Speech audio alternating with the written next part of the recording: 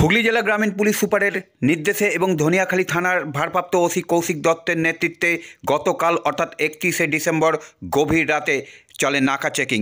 হুগলির ধনিয়াখালী থানার অন্তর্গত বেলমুড়ির ফিডার রোডে চলে নাকা চেকিং। এর পাশাপাশি পুলিশি টহলও চালানো হয়। বিভিন্ন এলাকায় পুলিশি টহল এবং নাকা চেকিং চালানো হয়। 2 চাকা থেকে 4 চাকা সমস্ত রকম যানেই নাকা চেকিং চলে, যাতে এলাকায় 31শে ডিসেম্বর রাতে কোনো অপ্রীতিকর ঘটনা না ঘটে, তার কারণেই নাকা চেকিং এবং পুলিশি টহল চালানো হয়। এই নাকা চেকিং ও পুলিশি টহলকে সাধুবাদ জানায় এলাকার সাধারণ মানুষ।